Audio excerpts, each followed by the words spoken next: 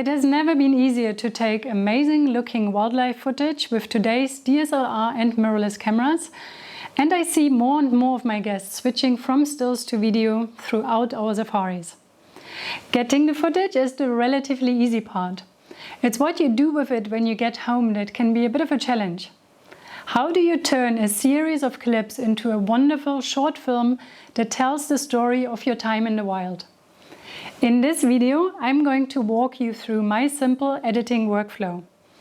I will start by showing you how to organize your footage and video assets, followed by demonstrating how to trim and group your clips, and finally explain how to link the individual clips together into a mesmerizing movie using different video editing techniques. My name is Sabine and I'm a professional wildlife photographer with Pangolin Photo Safaris here in Chobe National Park, Botswana, where I help my guests get the best shots out there. And following up on a recent tutorial I made about filming wildlife, which you can watch right here, I now want to show you how to edit your footage. My go-to software for video editing is Davinci Resolve, which is not only massively powerful but also completely free. If you want to download it, I'll leave a link in the description. I'm not sponsored by Blackmagic, which is the company that developed Davinci Resolve, but I truly love working with the program after having edited for years in Adobe's Premiere Pro. And although I'm going to demonstrate my workflow in Davinci Resolve, these are all tips and techniques that can be used in other video editors as well. Let's begin with importing and organizing the footage. Open your video editor and create a new project. Before you import any footage, make sure to set up your project correctly by choosing the timeline format needed for editing and final delivery. Timeline resolution. It is best to set the timeline resolution to the highest quality that you will deliver, as what you see best reflects the final output. So if you filmed in 4K and you want to output a 4K movie, choose that as the resolution. You can also set a custom resolution if you plan to post your video on social media platforms that prefer 1:1, 4:5 or 9:16 aspect ratios. Timeline frame rate. It is critical to decide what frame rate your project and final movie should be, especially when using mixed frame rate footage like I do. As mentioned in my previous video, I generally film in 30, 60 and 120 frames per second, and to combine all of it I create a 30 frames per second timeline so I can slow down some of the clips. Okay, now that the project is set up, I can import my clips in the media page. And instead of bringing everything into a master media pool, which can get messy once you have a lot of footage plus music and sound effects, I recommend creating new bins to keep things organized. I generally have one bin that contains all my footage, another one with music, and a third with sound effects. Whenever I use clips from different locations, I also separate those into different bins, which makes it easier to find them later. Alright, now that we have imported everything, it is time to get to know our footage. Meaning we need to view the individual clips and choose the best part or parts of each and cut out all the junk in between. In Davinci I do all of that in the edit page and ignore the cut page entirely because I found it to be rather confusing, and for simple edits like we do today, I don't see the need for it. So let's head to the edit page where the media pool with all the imported footage is located on the left. You can now open each bin and work your way through all the different clips. Hovering with the mouse over the thumbnails will give you a preview, and when you double click on a thumbnail, it opens the clip in the source window for enlarged viewing. Use the handle below to quickly scrub through and find a part that you like, and then set an in and out point to select only that part of the clip. Drag the selection into the timeline below and repeat this process for all the clips. If you have a very long clip that has multiple bits you think you like, you can repeatedly set in and out points and drag the different segments into the timeline, getting rid of all the unusable parts in between. Because this method can create a long string of clips in random order, which can be daunting to find something specific later, I recommend grouping clips together in different timelines. To create a new timeline, go to File, New Timeline, and give it a name that describes the grouping. For example, I might create different timelines based on the various locations I filmed, because I want to edit a little sequence of each location. Or I might group clips together in one timeline that were filmed during the dry season, and another for the green season. You could do time of day, animal species, baby animals, and so on. Whatever will help you find clips fast for the final edit. Note that Davinci will throw all the timelines you create in the current bin that is highlighted in the media pool. And to keep things tidy, I recommend creating another bin called Timelines, where you drag and drop all of them in. To switch quickly between the different timelines, double-click on the thumbnail or select them from the drop-down menu here. Once you are done trimming, you should have a condensed reel of your best footage in each timeline, and because you have just viewed all of it, you have a general idea of what to work with in the final edit. Combining all the individual clips in a way that feels fluid and keeps the viewer interested is the real art of editing, and there are several techniques that help to do so. First, think about what the final film should look like. Do you want it to be structured chronologically? Do you want it to include different chapters to showcase the different destinations you visited? Or do you simply want to combine your best wildlife clips randomly into a wonderful movie that sums up your safari? Based on that, you can now create your final timeline and copy-paste the clips that suit your story from the individual timelines into the final one. For the beginning, you could choose one or a couple of your best clips that will immediately captivate the audience.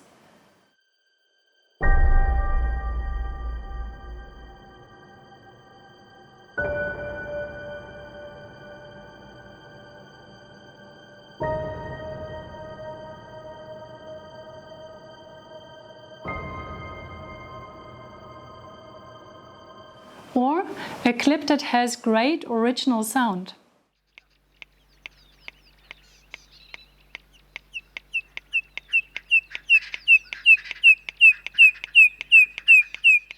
Alternatively, if you have, use some establishing shots that set the scene and bring the viewer into the world of the animals. I often like to use a classic African sunrise and a couple of early morning shots for this, as it introduces a new day and therefore a beginning. Just make sure you do not use all your best clips in the beginning, as you want the movie to build up. Once you have a start, you can now string the rest of the clips together either chronologically, grouped by destination, or in a random order. Whichever way you choose, the trick is to find clips that fit next to each other. Now, that does not mean it has to be the same animal or place, but could be linked by the same kind of light conditions. So if I started out with a beautiful sunrise, I then choose a couple of clips that are taken during the early light of the day. I often actually create the illusion of everything being filmed in a day, starting with a sunrise, then some early morning shots, then going into midday and eventually ending with late afternoon and sunset shots. And although the footage had been taken over several days or even weeks, the light is what ties it together. If you rather want to show your sightings day by day or destination by destination, you can use the blend to black transition to make the viewer understand that a new chapter begins. As for transitions, I seldom use the transition options most video editors offer, because they can make your film look cheap and poorly produced. However, there is a place and a time for some of them, like I've just explained. But be careful of overusing them. Rather, do hard cuts and cleverly match your clips, which will result in natural transitions. Here are a few examples. It can be as easy as having one clip with an animal looking alert in a certain direction and then showing a predator walking by in the next clip. Another way of making a transition from one scene to the next is using the audio of the second clip, starting already at the end of the first clip, like this.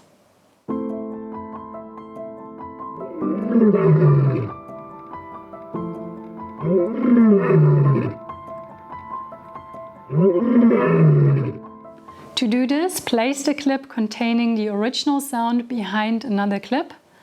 Then trim the beginning of that clip's video while keeping the audio. And in Davinci you can do this by holding the Option key on a Mac while dragging the video to the desired point. I believe the shortcut would be Alt or Control on a PC. This way the audio and video will still be linked and you can now shift both to make the video line up with the previous clip, while the audio overlaps as much as you want it to. Dragging the handle on the audio clip lets the audio fade in rather than starting at 100% volume. Another option is to have the audio from the previous clip bleed into the next one, which will then look like this.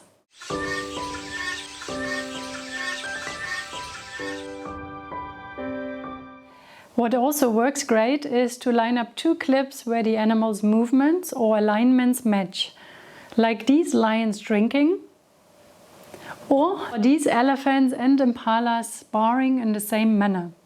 Or even this little sequence, where a cut from a mud-splashing elephant, matching the splash of the wild dog, and then matching the tail movement of the cheetah. Perhaps you have filmed a long clip of some action or multiple clips from different angles.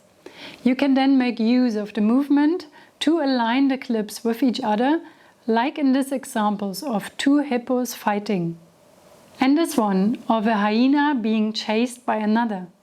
Important here is to cut as precisely as you can to match up the movement. Looking, for example, frame by frame at the position of the legs at the end of the first clip and then matching that to the position of the legs in the beginning of the next clip.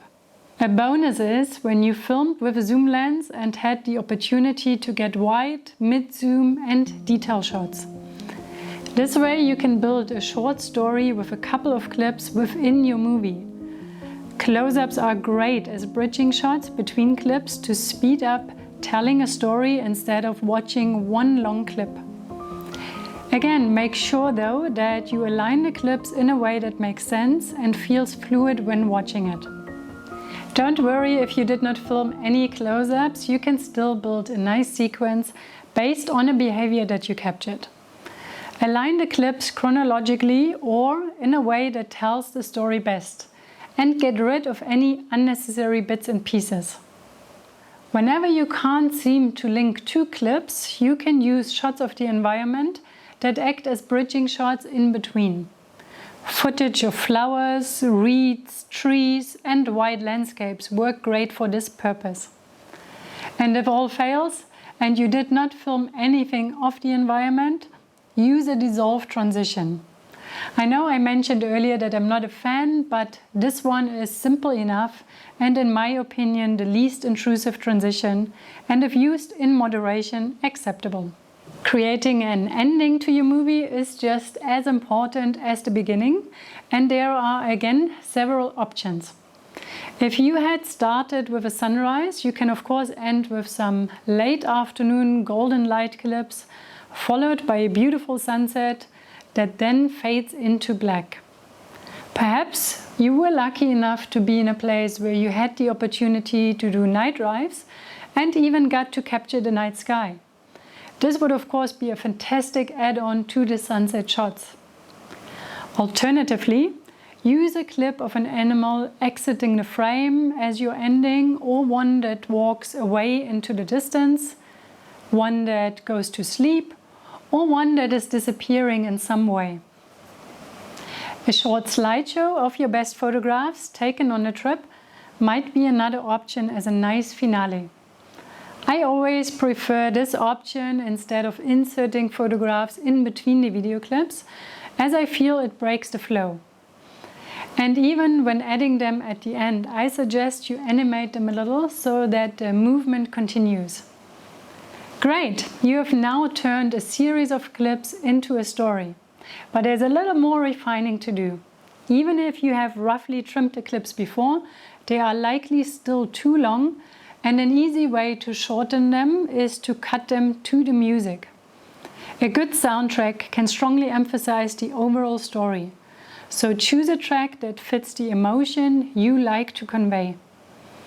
There are plenty of music libraries online from where you can download songs, categorized in different genres, moods, video themes, and so on.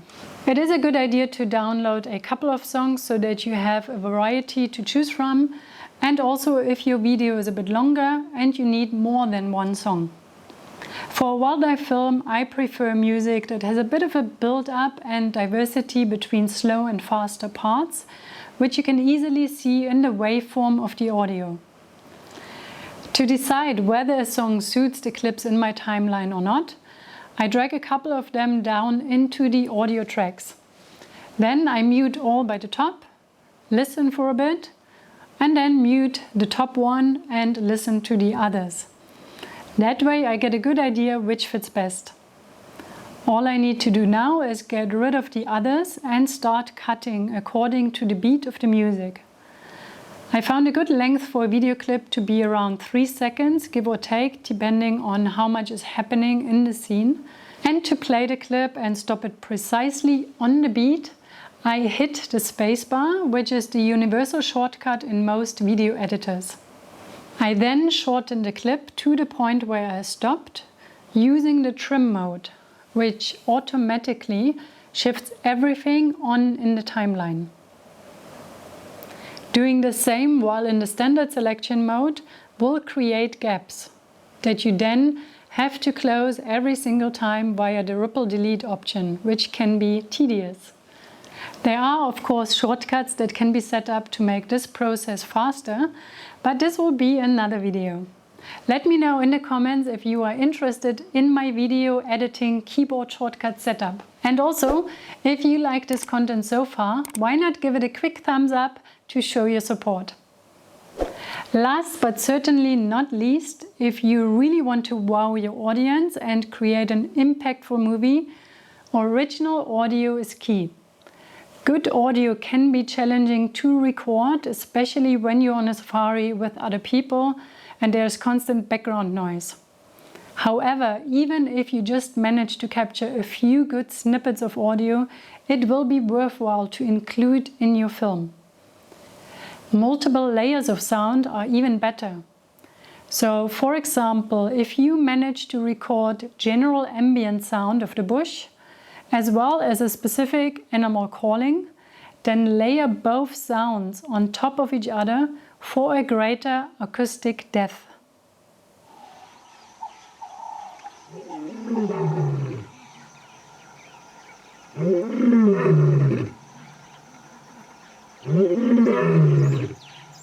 If there's nothing useful, get rid of all the original audio from the timeline by holding Option on a Mac or Alt on a PC while you select all and then delete the selection. And don't worry, hope is not lost, because in today's day and age you can find many sound recordings and sound effects online, even from Africa. Just make sure they fit what you are showing. Alright, that is it from me today. I hope my workflow helps you on your filmmaking journey and motivates you to not just film, but also edit your footage. Let me know in the comments if there is another topic about movie making you're interested in, and I hope to see you on safari very soon. Happy shooting, and until next time.